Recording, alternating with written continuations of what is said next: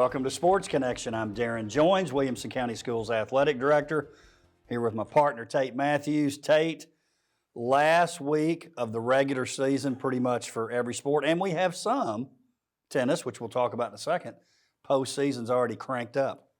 I think the regular listeners or viewers know that tennis is a sport that's very near and dear to your heart. So I know you're excited about that. You like going and watching. And do you ever get a little tip or tidbit from these young people? Because we've got some good ones. Are you one, supporting as the district athletic director, but you also learning a little bit?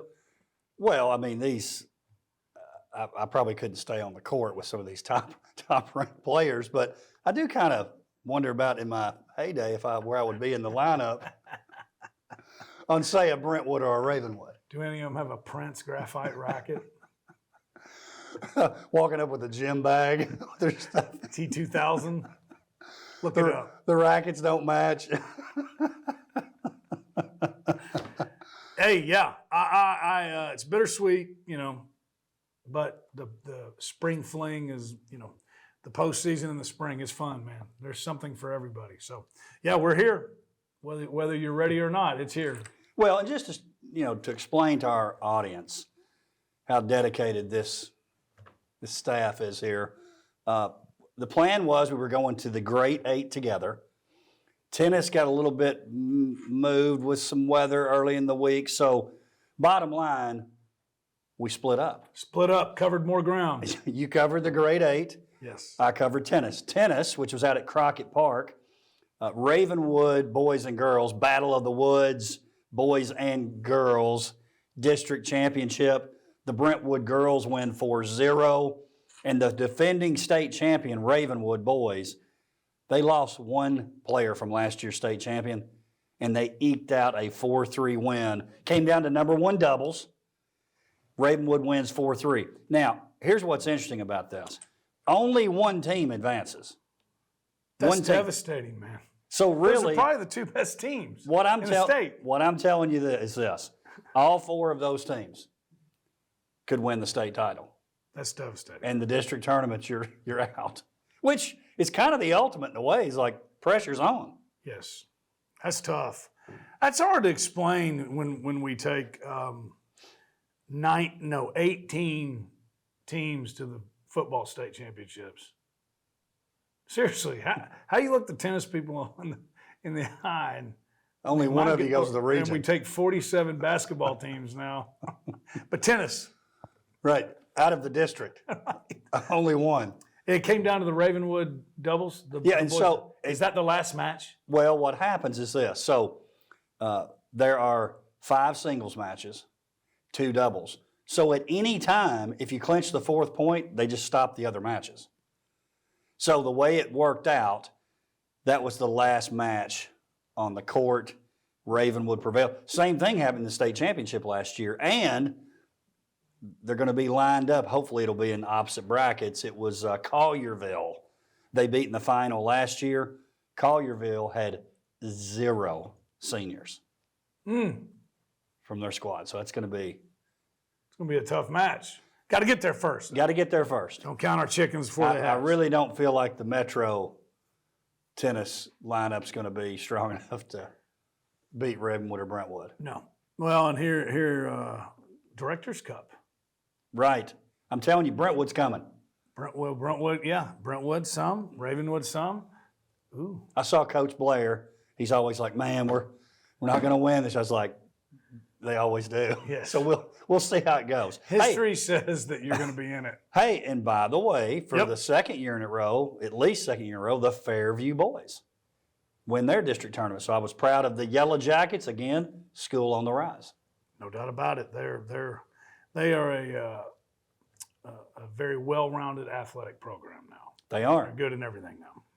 Tate, your assignment, you were at the Great Eight, one of your favorite events. And I would say that the story of the meet had to be Nowensville freshman, Claire Stegall, freshman. Let me say it again, freshman. She had the 4th fastest 1600 in the state's history on the girls' side, 4:45.45. She was flying. I don't know if we've ever had a ladies track and field athlete boat race recipient But man, you want to talk about a boat race? You're right. I was there. She came down that final stretch. She was going full speed. It was like she was running the 100. And I think the next closest person was down at Fat Mo's down in Berry Hill. I mean, it wasn't even close. It was boat race It's city. like 13 seconds. I'm telling you, she was sprinting. It was like she got on that final stretch, the 40-foot Donzi. She put the pedal to the metal, and she was cruising. It was a boat race. She is impressive. There was a lot of them that were impressive to watch, but that one, I don't know if this is politically correct or not. That was a tail kicking. Well, and Tate, that leads us to, and I know you're going to be proud of this week's gem. So I did a little research because I was thinking she broke the 5-minute mile, obviously, and broke it pretty easily. But I was thinking, when did that first happen on the women's side? Well, out of Britain, Diane Leather Charles of Britain, 1954. She was the first woman to break the 5-minute mile. The current world record for women, 4:12:13, lady from the Netherlands. And on the men's side, 3:43:13. That women's it'll be broken the next, I'd say, 5 years or so, wouldn't you? Yes, without a doubt. Yeah, the way it's headed. 4:12. So she ran a 4:40. Goodness gracious! Now that was an adult and probably an Olympian, but yeah, I mean. And this doesn't take it away from Claire's performance, but she's a freshman. I did find out in the course of my research that actually a mile is 16:09 in terms of meters. Do we need to put an asterisk? No. No. She was fantastic, man. She's great. And we've talked a lot about it, but the Nolensville women, both sides, but the Nolensville women's track and field is really something to watch. I know we're going to talk about her in a second, but they're worth going to watch Stegall run and to watch Elise Dobson. I mean, if you haven't seen those two perform, you're missing out. Get out there and check them out. Well, and talk about that. Talk about those individual results. And listen, I know a lot of times at these meets we'll have 20 first-place finishers, a total of 4 on the girls' side and 3 on the boys' side. That's really good. That's really good. And make sure you understand what the grade 8 is. They take the top 8 times in that event in basically the mid-state. And regardless of class and regardless of private, class, public. regardless of private, public. I mean, it's everybody. That's what I love about it. It's everybody. And, and if you qualify for that event, and are not injured, I don't know why you wouldn't go unless you were trying to heal, let something heal up. You're there. And so, yes, we didn't have as many as we normally have, but literally the best of the best in the mid-state in any classification were there. And so, if you win that one, in my opinion, that's something to really, really be proud of, man, because you're going up against some, the best of the best, at least in the mid-state. Now I know there's some out in West Tennessee, maybe East Tennessee, but we all know this is where it is. So you win that meet, you're a dude on either side if you want it. But Gabrielle Boulay of Centennial on the 800, Janie Halterman can't hold her down, just keeps coming back. Independence 3200, Brentwood, Cromwell, and Hawes were second and third. So we go 1, 2, 3 in the 3200. Thanks for participating. Elise Dobson, Nolensville high jump. That's what I was telling you about. Yeah, talk about that. Well, I went down because I wanted to be down on the infield. I wanted to be down on the finish line for the 100, and they were doing the high jump, and Elise was out there, and I mean, it is impressive. Now, one, you can tell she's been coached and knows what she's doing. The technique, and it doesn't look like you and I going out there trying to sneaking up on it, stutter stepping.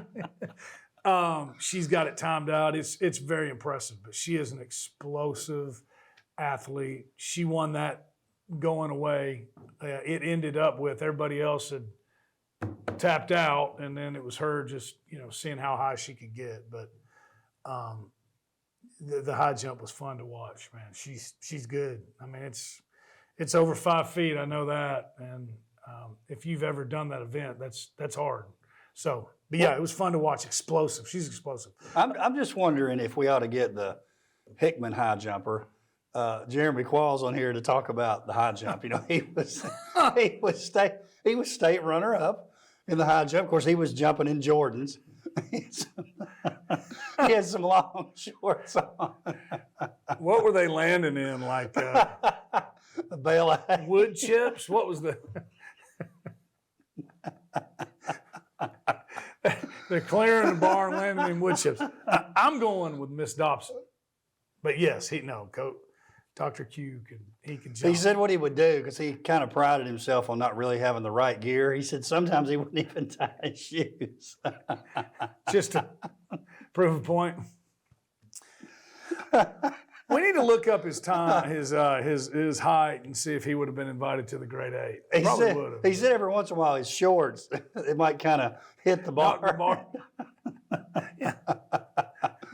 Yeah, that's what you get for wearing those. And then, hey, but anyways, she's really good. She's going to I don't want to jinx her, but barring any unforeseen, she's winning. She's winning the pentathlon. Yes. You can go ahead and check that one, and then probably the high jump too. And then Ryan Moore. So it's 2 for Centennial out of the 4 wins. Yes, she's getting 2. Well, I'm saying we had Boulay and Moore. Oh, yeah, correct. Yes, That's nice. I thought you meant come state track meet. Elise is going to win 2 first place. It's kind of like back when Brentwood, they ran away with it, but flipping Jet Kinder won the state meet by himself. If no other Brentwood kid had participated, they still won the state championship. That's the ultimate. That might be the ultimate boat race. That's the ultimate baton drop. Yes. But Ryan Moore with the triple jump for Centennial. And then again, boys? And that, again, normally the Metro and the privates are Right. really good in the jumps. So that was big. Boys, Miles Raymer of Ravenwood with the 1600. Tough event. Good for him. Morgan Lewis, Nolensville with the 300 hurdles. And then Brentwood, the 4x4. Again, some really fast relays there. So I think considering the competition, we did fine. And very well covered by the media. Lots of videos, I saw Charles, Tommy Krager putting a lot on Twitter, so that was great. Yes. Love the coverage. When I got down to the 100, or down to the finish line, that's who was down there. Tom and Charles were snapping away, man. Miles Raymer could do the old Charles double. was snapping away. Tom was videoing. Miles, he could do the double, the cross country and then Yes. the track. Good shot at it. And he's really tends to be trending in the right direction here late in the season. I would say for sure. Seagull Invitational also happened. The Franklin girls were champions. Boys finished 3rd. Had some individual winners. Nora Weaver, discus. Emma Nyhill, the flag footballer, 300 hurdles. Franklin girls 4x1. Anthony Dodd, again, shot put. He shows up, tends to perform well. Our man Bryce Sparks, couple wins in a row, 110 hurdles. David Brown, the 1600. And Centennial, Reese Amon wins the girls 800. So lots going on with track and field. We have our sectional meet at Ravenwood this week. Yep, it's going to be fun. Hey, and real quick, also, I'm sure some people were like, well, what about Grimes and the shot in the discus? She got second, and she performed great. Minzy, is it Sif, the Brentwood Academy girl, she broke both state records, which were hers, and killed them. Might see her at the Olympics one day. There's a good chance, seriously. And she's not the multi-sport athlete that Reagan is. That's not to take anything away from her. What I'm saying is, don't look at that and go, hey, what happened to her? It was just, but guess what? She's not going to see her in the state track meet. So I think she'll be just fine to come that too. But yeah, I think all in all, I think everybody ought to be proud of that. Track and field. Tate, let's talk a little baseball. So baseball and softball both will be heading into their tournaments here at the end of the week. On the baseball side, looking at District 12, and it was a big jumbled mess, right? Anybody could have really won out of those top 4 teams. Yes. Turns out Ravenwood finishes first. Nico Grigali, they're, again, trending in the right direction. First-year head coach at Ravenwood, was there before as an assistant. was at Fairview, did a nice job there the past couple of years. They took 2 of 3 from Summit, so they finished 8-4. And then 2, 3, and 4 was all decided with tiebreakers. They were all 7-5.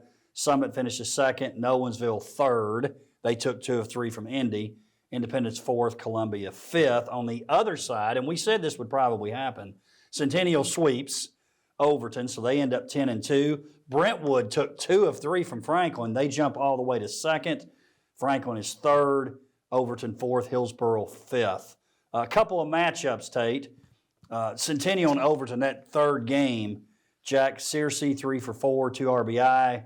Ryan Yates, the winning pitcher. And then here's one I thought was interesting. Although they had both clinched, they probably weren't as into this game as they might be later. But I thought it was pretty cool that Ravenwood Centennial, both number 1 seeds, ended up playing each other there at the end of the week also. Yeah, that was a great matchup, but I don't know that nothing against Ravenwood. I don't know that either one of them really, they wanted to win, they wanted to play well. How ironic is it that they had that game scheduled at the end of the year and those two ended up getting it? But congratulations to Centennial. I think it's been a while since they've won the district. Happy for Coach Boffman. And then we've talked about it. They've never pulled the double. They've never pulled the double. And then, but talking to the other coaches, I told you, man, like they all said when Ravenwood's on, they are tough to beat. Yeah. And to pull out 2 out of 3 from Summit and get first place, that was huge for them. Really was. And maybe more importantly, definitely more importantly for baseball, Ravenwood Centennial, they're in. Straight to the region tournament. So Ravenwood also stays away from Nolensville in terms of McIlvain in game 1. Correct. I'm assuming McIlvain will throw that first game against Summit. Has to. Sensei and student. Teacher, student. Miyagi-san, Daniel-san. Hey, in that Ravenwood game, 11-3 over Centennial, Nick Rahm 3 for 4 with 2 home runs, 5 runs batted in. Winning pitcher Joe King. Now let's transition to softball. The standings didn't change. In District 12, Nolensville ends up 1, Summit 2 because of a tiebreaker. Indy 3, Columbia 4, Ravenwood 5. Then on the other side, Centennial not only wins the league, Tate, they go 8-0. Franklin second, Brentwood third, Overton, Hillsboro 4th and 5th. Centennial ends up on senior night beating Franklin 4-3. Alex Brashears with a 2-run home run. Lauren Johnson a complete game with 5 strikeouts. If you think about softball, and I know we've talked about this, sport we're really on the climb. If you would have backed up, 4 or 5 years ago and said the best teams in the county, in Wilco, I don't think anybody can argue this right now. Right now, the best 4 teams, Nolensville, Summit, Centennial, Franklin. That's a little different than what it's been. Yeah, even a year ago, 2 years ago. No, I would not have. That's pretty cool. And we've talked, I think it's 2 different things, but we've talked about it. Centennial 1, some stability at the head coaching position. He's been there. He's built this thing up. Love to see it. And then with Nolensville, talked to Coach Buchanan at Independence about, what was her name? Brooklyn. He had a pitcher at Dixon. Brooklyn something. And he won 2 and got 2 runner-up with her. You got a pitcher like Ryland, Nolensville's going to be a hard out, boys and girls. They are, and I was over at the with Charles over at and Garth at the Wilco Power Hour. How'd that go? Last week it was great. Tia Atkinson and Caitlin Cohey got them up on stage. Charles did and asked them some questions about outside the lines. But Ryland was there, and the Nolensville softball team. You can tell with that team. Now, don't get me wrong. You win, chemistry kind of feels pretty good. It's funny how that works. But you could tell with that team, like when Ryland went up on stage because she was being recognized. I always try to look at teammates when someone's getting recognized. They were happy. Yeah. It wasn't one of those. Oh, here we go again. I coached the defense for right. 100%. That's also a good sign going into tournament time. Yeah, I think so. And the good thing for Nolensville and Summit at 1-2, they're going to be opposites on through the tournament. Yeah. You said the top four. Are you willing to say who you think the top two right now are playing wise? I think Nolensville Summit. I do too. I'm still going to put them a little ahead of Centennial on it. Sorry, Coach Serban. I just feel like Hey, locker room. I feel like that side's better. I do too. I really do. Brentwood's not to the take team. anything away from what they've done. Brentwood's not the team they've been. Plus, Overton, Hillsboro. That's 2 of your 5. Not quite as strong there in Metro as it is here in WCS. So I think that's part of it too. 100%. And Coach Buck and Independence, they're not bad either. No. That side's really tough. Pretty tough. Soccer will be going also here pretty soon. Do want to congratulate Coach Clapp and his squad on senior night with a 3-0 win over Summit.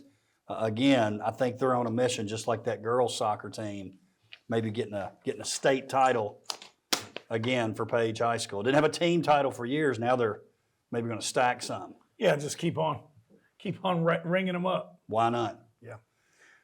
Tate, looking forward to this. Our final segment of the show, girls flag football. It's been a great season. I've got a lot of exciting things in store. One of which we're going to have a couple of groups with national anthem a couple different times during the events. I believe Mr. Nyhill from the Titans is going to be down on the field. Wow. To present the championship trophy and for the winning team. What position does he hold? Well, he just happens to be president of the Titans. Oh, okay.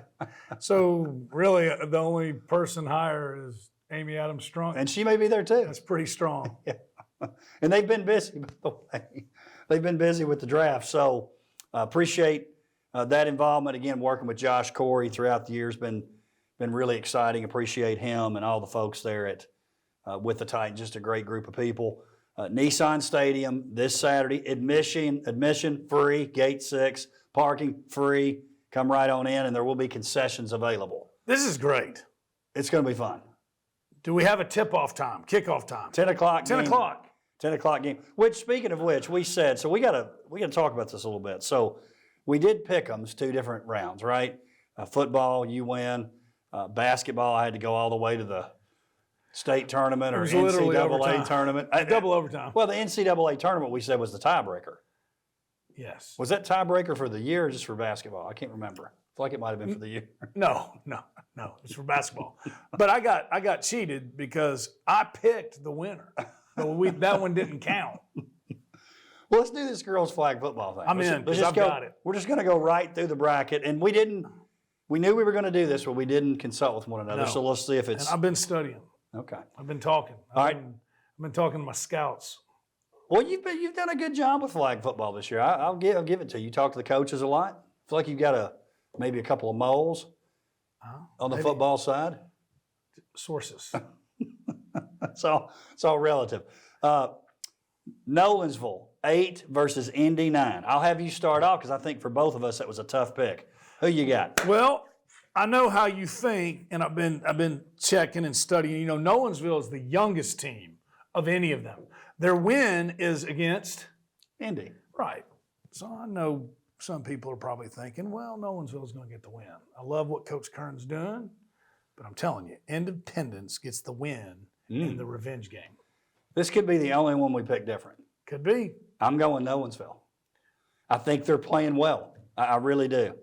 And again, that youth, that's why I'm going with them. I think, the younger players getting better as the years progress. Like we always say in football, the sophomores aren't sophomores anymore; they're juniors by the end of the year. Same thing applies, but I think Independence got something for them. Let's stay in that bracket. So Franklin, Indy's what you have. I have Franklin. Nolensville, I think we both agree Franklin gets the job done there. They roll right into the semifinals.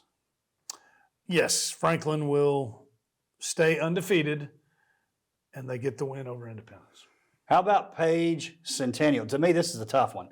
Both 5-3. Centennial has won 4 in a row. That's where I'm going. It's the 4 Page versus the 5 Centennial. They're both on winning streaks, but I like what Centennial's doing. I think Coach Kreisky's got them playing very well, and I think Centennial gets the win over Page. I agree. I'm also picking Centennial. It'll set up the Battle of Franklin down at Nissan Stadium. So in that particular game, Franklin Centennial. I'll start. We both picked them. I'm going Franklin. I am too. But I think it's really close. Yeah, it's going to be a heck of a game. I'm going with Franklin. So I guess what we're both saying is that Franklin is going to go into the championship game with a 10-0 record. I feel like this is a setup for something that you keep mentioning them being undefeated. Well, remember when the 10-0, it's tough to do. It's tough. If we're right. I think we are. Let's go other side of the bracket. Okay? 3 versus the 6. This game will take place at noon. Fairview versus Summit, the 3 seed, versus the 6 seed Spartans. Who you got? I think Summit has really improved, but Fairview, this is tournament time. I wouldn't even put it past Coach Hughes that he hasn't been sandbagging a little bit, holding some stuff. I think there's some plays, some formations, maybe that we haven't shared yet. But he's been working on this since the beginning. This is his element, man. I think Fairview gets the win. I agree. I'm going with Fairview. I'm like you. I think he's got some left in the holster. Yes. Don't show him everything. All right, Battle of the Wood, since you're picking first. Ravenwood versus Brentwood, the 2 versus the 7. Who do you have in that one? 2 versus the 7. I think Ravenwood just has too much for them. I don't think it will be like it was the first go-around, but I do think Ravenwood gets the win.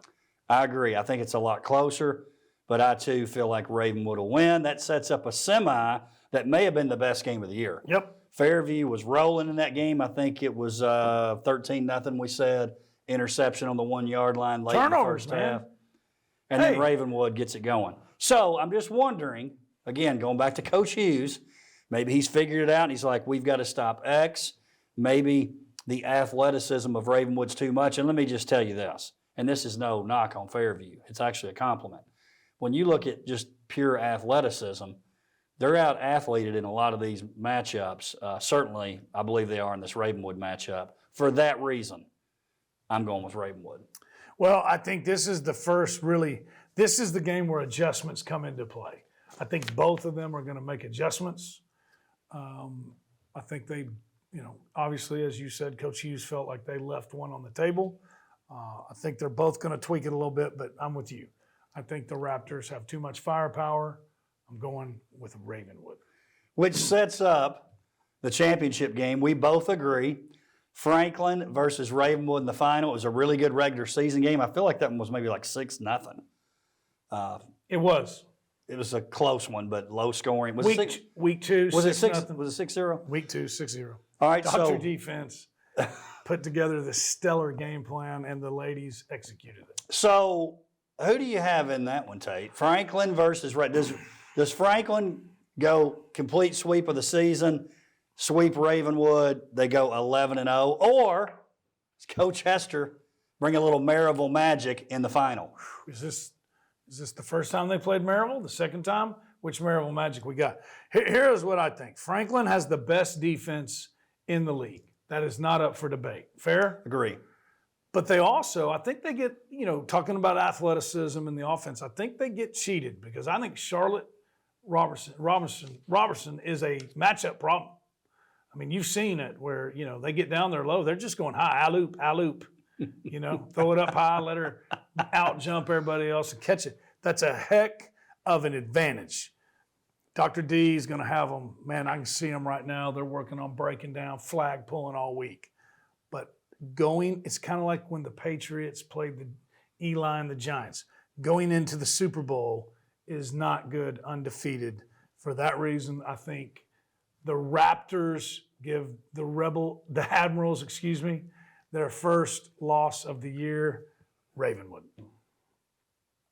G2 bar, girls flag football edition. You had me hanging on the whole time. I didn't know which way you. That was good. Thank you. That was it. I didn't know. Well, that's the second matchup we have different. Because I'm going with Franklin to run the table. Run the table. Run the table. Bell to bell. Bell to bell. I think it's going to be a great matchup, though. I'm feeling like 13-7.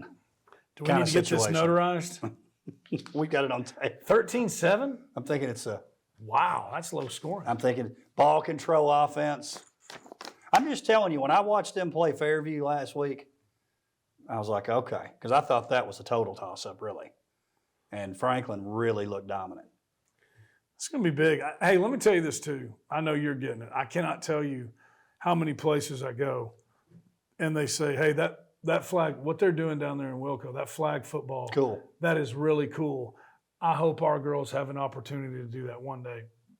It is not gone unnoticed. And they need to because, listen, we're glad that we were the pilot district, but one district doesn't make a TSSAA sport. So obviously there's going to be some other pilots next year in these different counties, which I think is great, and we'd love to help them. You'd Love be to help glad to talk to them about it. Glad to talk to them about Open up the playbook. Open it up because we all benefit. I think it'd be cool, and I think it's going to come, especially if they stay behind it. You know, it makes too much sense. Something anybody can play. Nothing like having the Titans behind you. And TSSAA, really. Yep. They were all in on the pilot. WCS Sports Conference. Doesn't hurt. Doesn't hurt. Tate, thanks for being here. Yep. I'll see you next week.